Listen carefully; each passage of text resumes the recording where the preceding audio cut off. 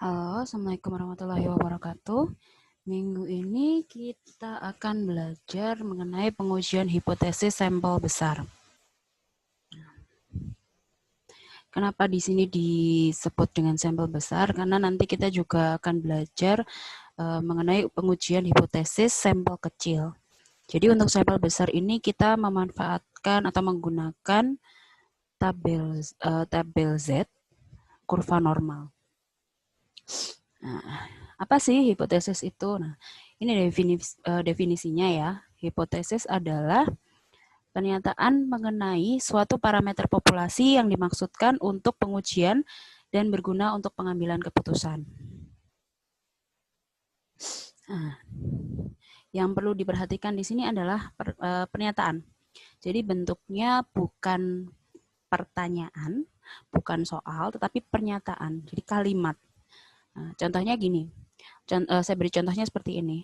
Hipotesisnya adalah atau pernyataannya adalah rata-rata nilai akhir mahasiswa statistik kelas D minimal 80. Ini adalah pernyataan yang nanti akan dilakukan pengujian untuk pengambilan keputusan. Nah, itu hipotesis. Nah, pengujian hipotesis itu adalah prosedur yang didasarkan pada bukti sampel yang digunakan untuk menentukan apakah hipotesis atau pernyataan sebelumnya dapat ditolak atau tidak ditolak, alias diterima. Tapi kita menyebutnya adalah tidak ditolak. Nah, untuk langkah-langkah pengujian hipotesis itu ada yang pertama, itu kita harus merumuskan dulu hipotesisnya. Kemudian kita menentukan taraf nyata atau alfa. Kemudian menentukan uji statistiknya. Menentukan daerah keputusan. Dan yang terakhir adalah mengambil keputusan.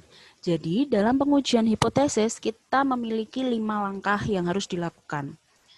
Contohnya gini, untuk merumuskan hipotesis, ada namanya H0. H0 adalah pernyataan yang kita akan uji. Jadi yang kita rumuskan itu namanya H0. H0-nya di sini misalkan rata-rata nilai akhir mahasiswa statistik kelas D minimal 80. Ini untuk H0-nya.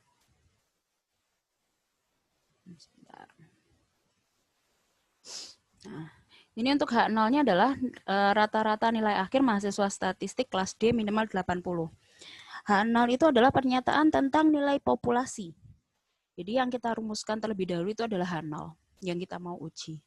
Nah, kemudian setelah menentukan H0, kita menentukan H alternatif atau kita menyebutnya H1. H1 itu adalah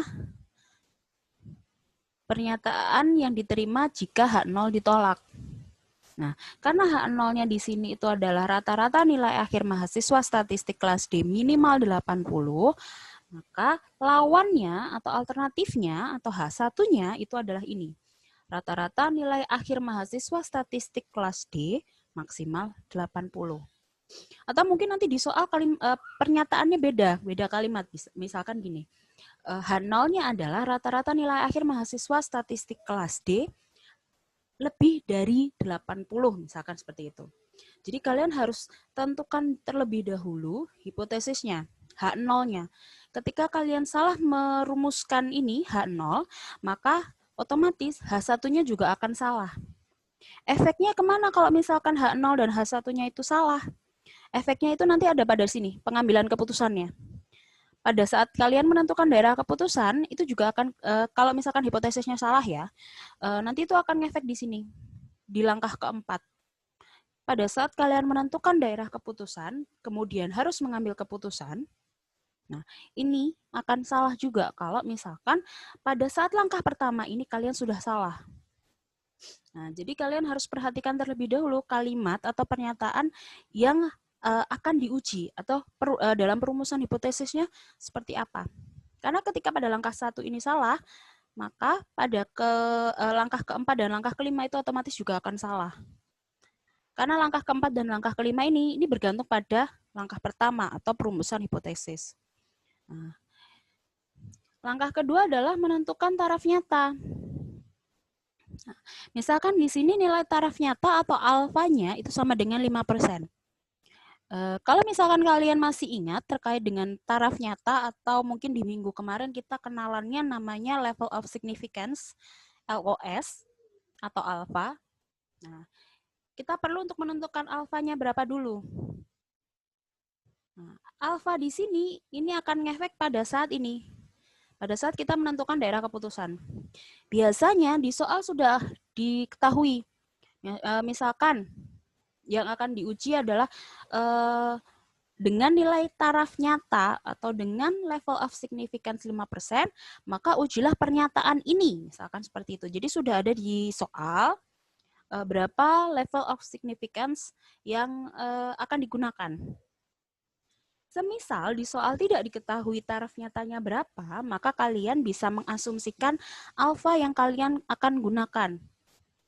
Semakin kecil alfa, maka akan semakin baik. Jika kalian masih ingat materi minggu kemarin, alfa itu menunjukkan tingkat kesalahan atau tingkat toleransinya. Jadi semakin alfanya itu semakin kecil, maka toleransi kalian terhadap kesalahan itu semakin kecil. Maka confidence intervalnya itu akan semakin tinggi. Nah, nanti kita akan bahas di soal. Nah, setelah kita menentukan nilai alfa 5%, maka langkah berikutnya adalah menentukan uji statistik. Uji statistiknya ini Z sama dengan, jadi menentukan uji statistik ini kita menghitung berapa sih nilai uji Z-nya. Untuk sampel yang besar ya, kalau untuk sampel kecil kita menghitungnya bukan Z, tetapi T student. Minggu kemarin sudah sempat saya bahas terkait dengan ini. Jadi untuk sampel besar kita menghitung berapa sih nilai Z-nya. Gimana cara ngitungnya? X bar minus mu dibagi dengan SX.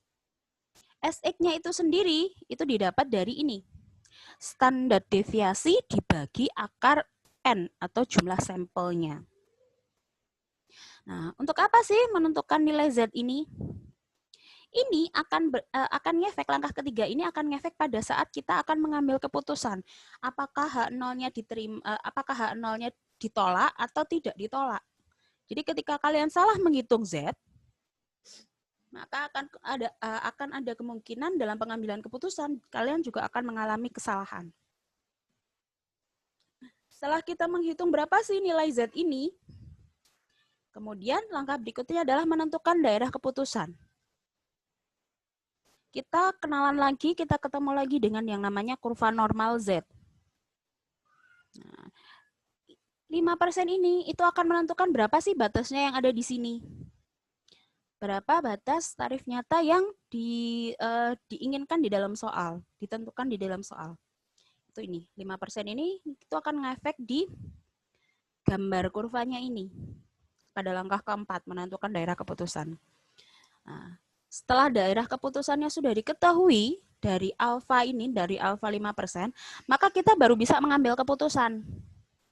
Nilai Z-nya ini ada di sebelah, ada di daerah H0 ditolak atau H0 tidak ditolak.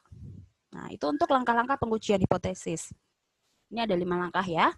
Nanti kita akan coba untuk soal latihannya. Next, nah uji signifikansi itu ada 2. Minggu kemarin sudah sempat saya singgung sedikit, satu arah dua arahnya. Nah, untuk pengujian satu arah pada uji hipotesis atau pengujian sampel besar, pengujian hipotesis sampel besar itu ada pengujian satu arahnya misalkan seperti ini. Misal, hipotesis nolnya atau pernyataannya atau hipotesisnya adalah nilai akhir mahasiswa minimal 80. Nilai rata-ratanya, rata-rata nilai akhir mahasiswa minimal 80. Maka pada perumusannya itu akan jadi seperti ini. H0, hipotesis nolnya itu adalah rata-rata lebih dari sama dengan 80. Karena tadi pernyataannya adalah ini. Jadi kita menyesuaikan. Pernyataannya adalah ini. Nilai akhir mahasiswa minimal 80. Minimal ini. Kita soroti yang minimal. Kalau minimal 80, Berarti rata-ratanya harus berapa?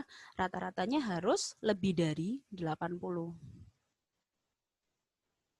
Nah, kalau H0-nya sudah 80, maka H alternatifnya itu adalah kebalikannya. H0-nya adalah rata-rata lebih dari sama dengan 80, maka H alternatifnya adalah rata-rata kurang dari 80. Jadi H0 ini adalah yang kita rumusin. Diketahuinya seperti ini. Diketahui adalah nilai akhir mahasiswa, rata-rata nilai akhir mahasiswa minimal 80. Berarti rata-rata nilai akhir mahasiswa itu harus lebih dari 80. Oke, sampai sini paham ya. H0 ini itu diketahui dari dirumuskan dari pernyataan yang ada di soal. Sedangkan H alternatifnya itu adalah kebalikan dari H0. Pernyataan sebaliknya dari H0. Ini untuk yang lebih dari sama dengan. Karena pengujiannya satu arah, ada yang lebih dari, ada yang kurang dari. Misal di sini di soal pernyataannya adalah rata-rata tinggi badan mahasiswa maksimal itu 170. Berarti di sini H0-nya gimana? Nah, H0-nya berarti adalah ini. H0 sama dengan rata-rata kurang dari sama dengan 70. Kok kurang dari 170, Bu? Karena pernyataannya adalah ini. Maksimal 170. Maka rata-ratanya harusnya gimana? Harusnya kurang dari 170. Itu untuk H0. Kalau H1 berarti kebalikannya. Karena H0-nya adalah kurang dari sama dengan 170, maka H1-nya rata-rata lebih dari 170. Sampai sini paham ya? Ada pengujian satu arah, tentunya ada pengujian dua arah. Kenapa sih kok ada pengujian satu arah, dua arah? Ini yang akan menentukan daerah keputusan pada kurva normal yang tadi kita gambarkan, yang nanti ada di langkah keempat dan kelima. Nah, perumusan hipotesis ini itu akan ngefek pada gambarnya ini. Jadi pengujian satu arah, dua arah itu akan ngefek pada kurva normal Z. Pada pengujian dua arah, misalkan gini, misalkan contoh pernyataannya itu adalah rata-rata mahasiswa asli Kota Malang berjumlah sebanyak 20 orang. Tidak kurang, tidak lebih. Nah, berarti untuk H0-nya gimana? Rata-rata mahasiswa asli Kota Malang ada 20 orang. Maka H0-nya adalah rata-rata sama dengan 20. Ini H0. H1-nya gimana? H1-nya, maka kebalikannya H0. H1-nya adalah rata-rata mahasiswa asli Kota Malang bukan 20% atau tidak sama dengan 20%. Ini yang nanti akan menimbulkan daerah keputusannya ada dua, pengujian dua arah. Nanti kita perhatikan ya.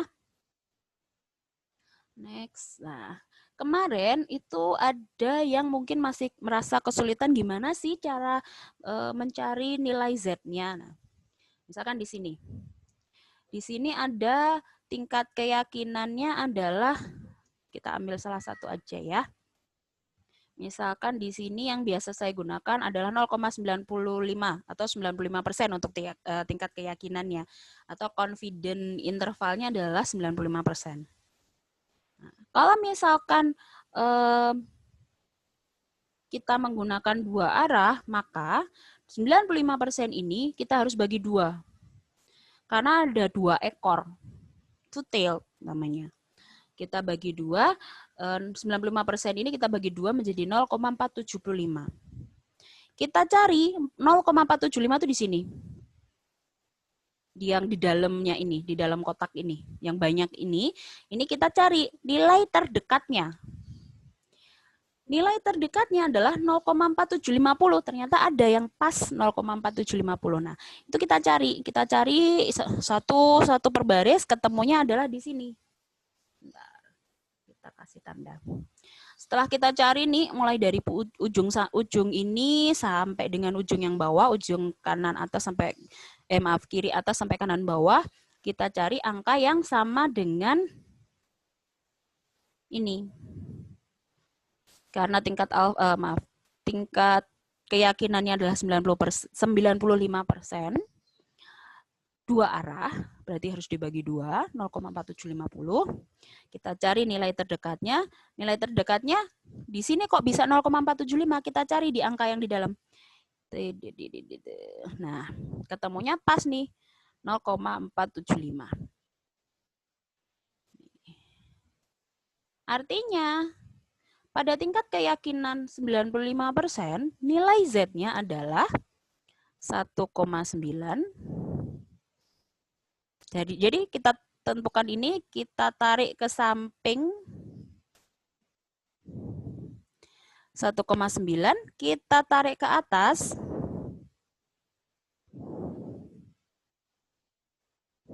0,06.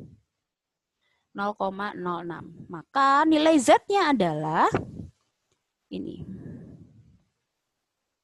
1,96. Untuk yang lain gimana? Untuk yang lain sama.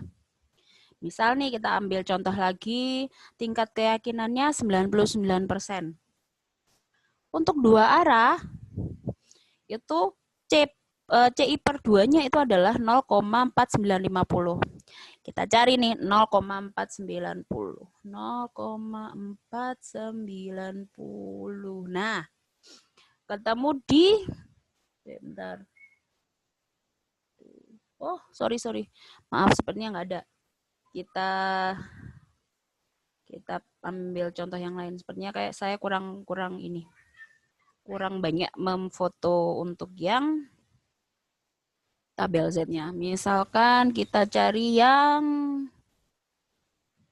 ini, misalkan ini. 0,98. CI per 2-nya berapa? 0,4900. Kita cari nilai yang terdekat. Nilai yang terdekat adalah 4900 ya. Nah, ternyata yang paling dekat ini. Kebablasan.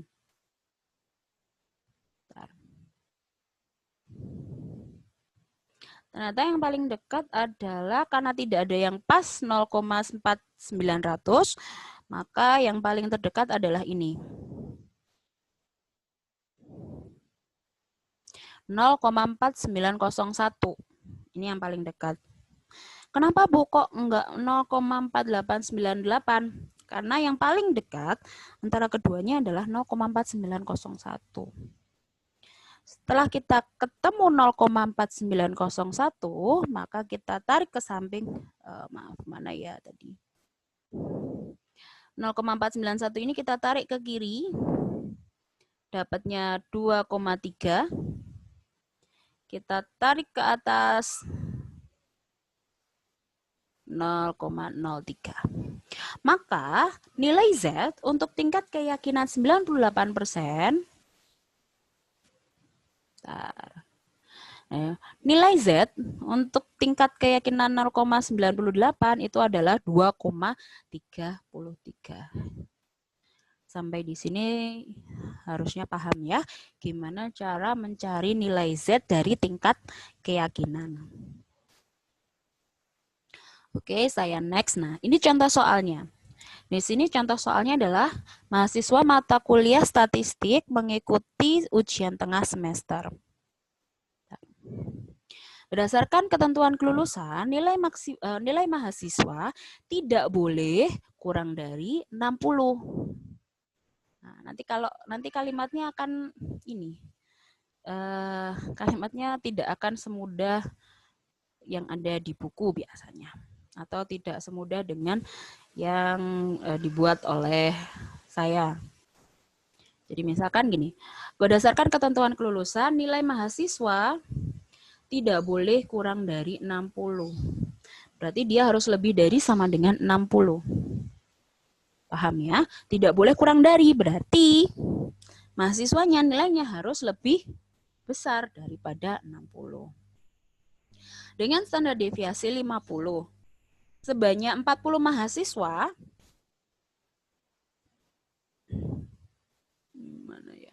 Sebanyak 40 mahasiswa mengikuti UTS dengan nilai rata-rata, bentar.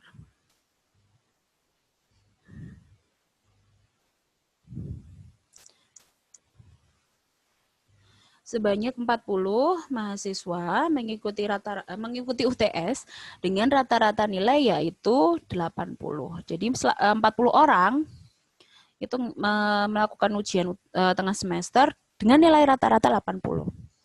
Oke. Dengan tarif nyata 5%, alfanya 5%, apakah mahasiswa dapat dinyatakan lulus? Gitu kan? Nah, mari kita lihat. Bagaimana cara kita menjawab? Tadi langkah pertama adalah merumuskan hipotesis. Nah, kita cek dulu pernyataannya. Pernyataannya adalah berdasarkan ketentuan kelulusan nilai mahasiswa tidak boleh kurang dari 60. Berarti H0-nya untuk dinyatakan lulus mahasiswa itu nilainya harus lebih besar sama dengan 60. Ini H0-nya. H1-nya maka kebalikannya. Rata-rata kurang dari 60. Ini untuk nomor 1 atau langkah pertamanya adalah kita merumuskan hipotesis. Setelah merumuskan hipotesis, langkah berikutnya apa? Langkah berikutnya adalah menentukan tarif nyata atau alfa. Di soal sudah diketahui nih tarif nyatanya atau alfanya adalah sebesar 5%. Oke. Alfanya 5%, maka confidence interval atau C besar itu sama dengan 95%. Maka untuk alfanya di sini adalah alfanya adalah 1,65.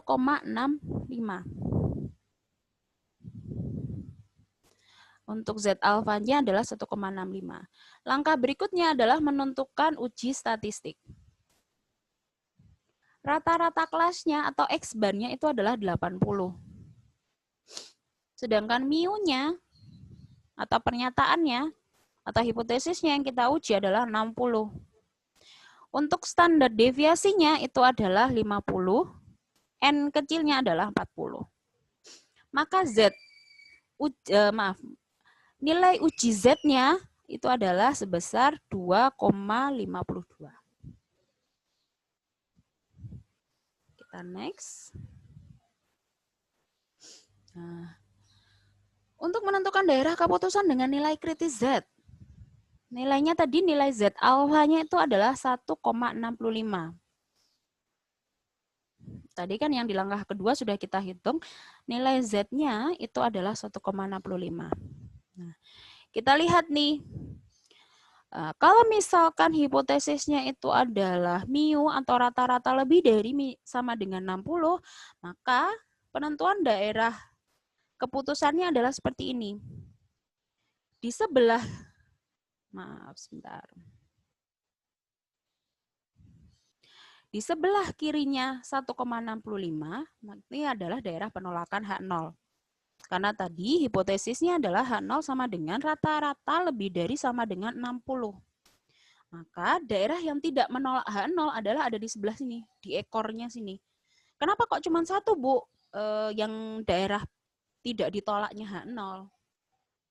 Karena tadi seperti yang saya sudah sempat sampaikan, untuk pengujian satu arah itu kalau nggak kurang dari ya lebih dari.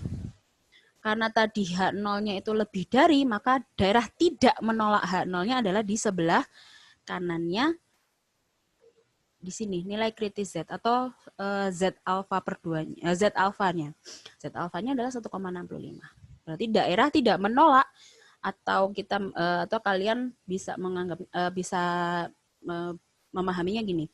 Daerah H0 diterima itu adalah di sebelah sini. Karena H0 lebih dari sama dengan 60. Sedangkan di sebelah sini itu adalah daerah penolakan H0. Itu ya. Nah, karena kita sudah menentukan daerah keputusannya berdasarkan nilai Z 1,65, maka langkah berikutnya adalah kita mengambil keputusan. Berdasarkan uji statistik di langkah ketiga, di mana Z sama dengan 2,52, terletak pada sebelah kanan 1,65, maka hipotesis 0 tidak ditolak. Ini kan daerah tidak menolak H0. Dia 2,52 itu ada di ekor sebelah sini. Itu kenapa H0 tidak ditolak. Hal ini menunjukkan bahwa H0 diterima atau tidak ditolak dan H1 atau H alternatif ditolak. Dengan demikian, nilai rata-rata nilai mahasiswa lebih besar dari 60, sehingga 40 orang mahasiswa memenuhi ketentuan kelulusan. Jadi kalian perhatikan terlebih dahulu daerah keputusan yang ada di langkah keempat. Oke, sampai sini ada pertanyaan. Kalau ada pertanyaan, kita diskusikan di WhatsApp group seperti biasanya. Terima kasih. Assalamualaikum warahmatullahi wabarakatuh.